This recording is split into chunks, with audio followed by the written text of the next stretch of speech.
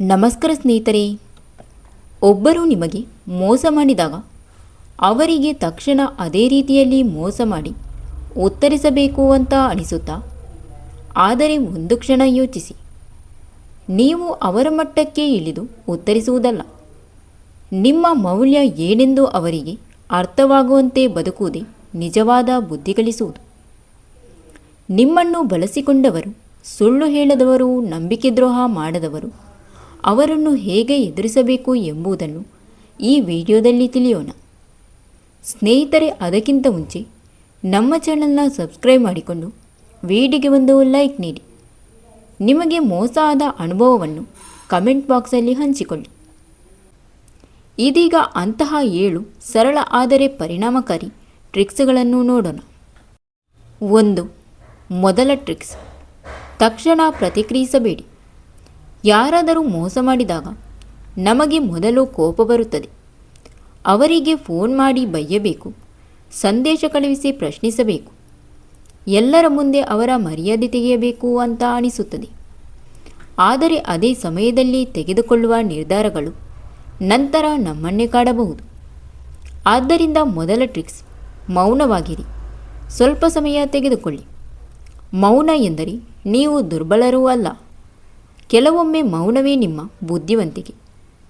ಕೋಪ ಕಡಿಮೆಯಾದ ನಂತರ ಯೋಚಿಸಿ, ಈ ವ್ಯಕ್ತಿಯ ಜೊತೆ ನನಗೆ ಮುಂದೆ ಎಷ್ಟು ಸಂಪರ್ಕ ಬೇಕು ಎಂದು.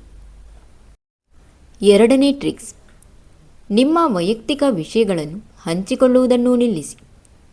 ಒಮ್ಮೆ ಮೋಸ ಮಾಡಿದ ವ್ಯಕ್ತಿಗೆ ಮತ್ತೆ ಮತ್ತೆ ನಿಮ್ಮ ಜೀವನದ ಎಲ್ಲ ವಿಷಯಗಳನ್ನು ಹೇಳುವುದು ಸರಿಯಲ್ಲ. ನಿಮ್ಮ ಹಣಕಾಸಿನ ವಿಷಯಗಳು, ಕುಟುಂಬದ ಸಮಸ್ಯೆಗಳು, ವೈಯಕ್ತಿಕ ನಿರ್ಧಾರಗಳು, ನಿಮ್ಮ ಭವಿಷ್ಯದ ಯೋಜನೆಗಳು ಇವೆಲ್ಲವನ್ನು ಎಲ್ಲರಿಗೂ ಹೇಳುವ ಅಗತ್ಯವಿಲ್ಲ.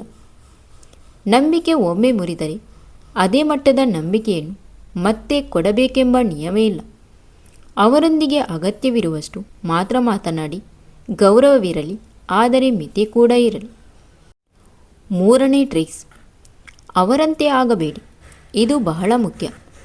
ಅವರು ನಿಮಗೆ ಸುಳ್ಳು ಹೇಳಿದ್ದಾರೆ ಎಂದು ನೀವು ಕೂಡ ಸುಳ್ಳು ಹೇಳಬೇಡಿ. ಅವರು ನಿಮ್ಮನ್ನು ನೋಯಿಸಿದ್ದಾರೆ ಎಂದು ನೀವು ಕೂಡ ಅವರನ್ನು ನೋಯಿಸಲು ಪ್ರಯತ್ನಿಸಬೇಡಿ. ಯಾಕೆಂದರೆ ಅವರ ತಪ್ಪಿಗೆ ನೀವು ನಿಮ್ಮ ಸ್ವಭಾವವನ್ನು ಬದಲಾಯಿಸಿಕೊಂಡರೆ ನಷ್ಟವಾಗುವುದು ನಿಮಗೆ. ನಿಮ್ಮ ಒಳ್ಳೆತನವನ್ನು ಕಳೆದುಕೊಳ್ಳದೆ ನಿಮ್ಮ ಗಡಿಗಳನ್ನು ಮಾತ್ರ ಬಲಪಡಿಸಿ. ಒಬ್ಬ ಕೆಟ್ಟ ವ್ಯಕ್ತಿಯ ಕಾರಣಕ್ಕೆ ನೀವು ಕೆಟ್ಟವರಾಗಬೇಕಾಗಿಲ್ಲ.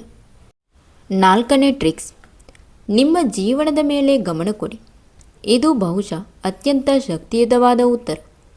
ನಿಮಗೆ ಮೋಸ ಮಾಡಿದ ವ್ಯಕ್ತಿಯ ಬಗ್ಗೆ ದಿನವಿಡೀ ಯೋಚಿಸುತ್ತಿದ್ದರೆ ನಿಮ್ಮ ಸಮಯ ಯಾರಿಗೆ ಹೋಗುತ್ತಿದೆ? ಮೋಸ ಮಾಡಿದವರಿಗೆ ಮಾತ್ರ. ಇದರಿಂದ ನಷ್ಟ ನಿಮಗೆ ಆಗುತ್ತದೆ. ಅವರು ನಿಮ್ಮನ್ನು ಒಮ್ಮೆ ಮೋಸ ಮಾಡಿದ್ದಾರೆ, ಆದರೆ ನೀವು ಅದೇ ವಿಷಯವನ್ನು ಪ್ರತಿದಿನ ನೆನಪಿಸಿಕೊಂಡು ನಿಮ್ಮ ನೆಮ್ಮದಿಯನ್ನು ಕಳೆದುಕೊಂಡರೆ ನೀವು ಅವರಿಗೆ ನಿಮ್ಮ ಜೀವನದ ಇನ್ನಷ್ಟು ಸಮಯವನ್ನು ಕೊಡುತ್ತಿದ್ದೀರಿ. ಆದ್ದರಿಂದ ನಿಮ್ಮ ಗಮನವನ್ನು ನಿಮ್ಮ ಜೀವನದ ಕಡೆಗೆ ತಿರುಗಿಸಿ. ನಿಮ್ಮ ಕೆಲಸ, ನಿಮ್ಮ ಆರೋಗ್ಯ, ನಿಮ್ಮ ಕುಟುಂಬ, ನಿಮ್ಮ ಕನಸುಗಳು, ನಿಮ್ಮ ಭವಿಷ್ಯ ಇವುಗಳ ಮೇಲೆ ಗಮನ ಕೊಡಿ. ಮುಂದೆ ಒಂದು ದಿನ ನಿಮ್ಮ ಜೀವನ ಉತ್ತಮವಾಗುವುದು ಅವರ ಮೋಸಕ್ಕೆ ಕೊಡುವ ಉತ್ತರ. 5ನೇ ಟ್ರಿಕ್ಸ್, ಮತ್ತೆ ಮೋಸವಾಗದಂತೆ ಗಡಿ ಹಾಕಿಕೊಳ್ಳಿ. ಕೆಲವರು ಒಮ್ಮೆ ಮೋಸ ಮಾಡಿದ ನಂತರವೂ ಮತ್ತೆ ಅವಕಾಶ ಕೊಡುತ್ತಾರೆ. ಈ ಬಾರಿ ಬದಲಾಗಿರಬಹುದು ಎಂದು ನಂಬುತ್ತಾರೆ. ಈ ತಪ್ಪು ಮಾಡಬೇಡಿ. ನಿಮ್ಮ ಗಡಿಗಳನ್ನು ಸ್ಪಷ್ಟವಾಗಿ ಇಡಿ. ಯಾರಾದರೂ ನಿಮ್ಮನ್ನು ಪದೇ ಪದೇ ಅವಮಾನಿಸುತ್ತಿದ್ದರೆ, ಬಳಸಿಕೊಳ್ಳುತ್ತಿದ್ದರೆ ಅಥವಾ ನಿಮ್ಮ ನಂಬಿಕೆಯನ್ನು ದುರುಪಯೋಗಪಡಿಸಿಕೊಳ್ಳುತ್ತಿದ್ದರೆ ಅವರಿಂದ ಸ್ವಲ್ಪ ದೂರವಿರುವುದು ತಪ್ಪಲ್ಲ. ದೂರವಿರುವುದು ದ್ವೇಷವಲ್ಲ, ಸ್ವಾಭಿಮಾನ. 6ನೇ ಟ್ರಿಕ್ಸ್, ನಿಮ್ಮ ಬೆಳವಣಿಗೆಯನ್ನು ನಿಲ್ಲಿಸಬೇಡಿ. ನಮಗೆ ಮೋಸ ಮಾಡಿದವರ ಬಗ್ಗೆ ಯೋಚಿಸುತ್ತಾ ಕೆಲವರು ತಮ್ಮ ಜೀವನವನ್ನೇ ನಿಲ್ಲಿಸಿಬಿಡುತ್ತಾರೆ. ನನ್ನ ಜೀವನ ಹಾಳಾಯಿತು, ನಾನು ಯಾರನ್ನೂ ನಂಬುವುದಿಲ್ಲ, ಎಲ್ಲರೂ ಹೀಗೆಯೇ ಎಂದುಕೊಳ್ಳುತ್ತಾರೆ. ಆದರೆ ಒಬ್ಬ ವ್ಯಕ್ತಿ ಮಾಡಿದ ತಪ್ಪಿಗೆ ಇಡೀ ಜಗತ್ತನ್ನು ಶಿಕ್ಷಿಸಬೇಡಿ. ಮುಂದೆ ಸಾಗಿರಿ, ಹೊಸ ವಿಷಯ ಕಲಿಯಿರಿ, ಹೊಸ ಗುರಿ ಇಟ್ಟುಕೊಳ್ಳಿ, ನಿಮ್ಮ ಆತ್ಮವಿಶ್ವಾಸವನ್ನು ಬೆಳೆಸಿಕೊಳ್ಳಿ. 7. ನಿಮ್ಮ ಯಶಸ್ಸನ್ನು ಉತ್ತರವಾಗಿಸಿ. ಇದು ಪ್ರತಿಕಾರವಲ್ಲ, ಆದರೆ ಜೀವನದಲ್ಲಿ ನೀವು ಬೆಳೆಯುತ್ತಿರುವುದನ್ನು ನೋಡಿ. ನಿಮ್ಮನ್ನು ಕಡಿಮೆ ಅಂದಾಜು ಮಾಡಿದವರಿಗೆ ಅವರ ತಪ್ಪು ಅರ್ಥವಾಗಬಹುದು. ನೀವು ಶಾಂತವಾಗಿರಿ, ನಿಮ್ಮ ಕೆಲಸ ಮಾಡಿ, ನಿಮ್ಮ ಗುರಿ ಸಾಧಿಸಿ, ನಿಮ್ಮ ಜೀವನವನ್ನು ಸುಂದರವಾಗಿ ಕಟ್ಟಿಕೊಳ್ಳಿ. ಯಾರಾದರೂ ನಿಮ್ಮನ್ನು ಬಿಟ್ಟು ಹೋದರೆ ಅವರ ಹಿಂದೆ ಓಡಬೇಡಿ. ಯಾರಾದರೂ ನಿಮ್ಮನ್ನು ಗೌರವಿಸದಿದ್ದರೆ ಅವರ ಮುಂದೆ ನಿಮ್ಮ ಮೌಲ್ಯವನ್ನು ಸಾಬೀತುಪಡಿಸಲು ಪ್ರಯತ್ನಿಸಬೇಡಿ. ನಿಮ್ಮ ಮೌಲ್ಯ ನಿಮಗೆ ಗೊತ್ತಿದ್ದರೆ ಸಾಕು. ಒಂದು ಮುಖ್ಯ ವಿಷಯ, ಮೋಸ ಮಾಡಿದವರನ್ನು ಕ್ಷಮಿಸುವುದು ಎಂದರೆ ಮತ್ತೆ ಅವರನ್ನೇ ನಂಬಬೇಕು ಎಂದಲ್ಲ. ಕ್ಷಮಿಸುವುದು ಕೆಲವೊಮ್ಮೆ ನಮ್ಮ ಮನಸ್ಸಿನ ನೆಮ್ಮದಿಗಾಗಿ ಮಾತ್ರ.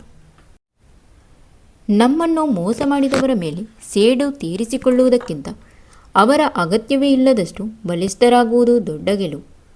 ಈ ವಿಡಿಯೋ ನಿಮಗೆ ಇಷ್ಟವಾಗಿದ್ದರೆ ಈ ವಿಡಿಯೋನ ಎಲ್ಲರಿಗೂ ಹಂಚಿಕೊಳ್ಳಿ ಮತ್ತು ನಮ್ಮ ಚಾನಲ್ನ ಸಬ್ಸ್ಕ್ರೈಬ್ ಮಾಡಿಕೊಂಡು ವಿಡಿಯೋಗೆ ಒಂದು ಲೈಕ್ ನೀಡಿ.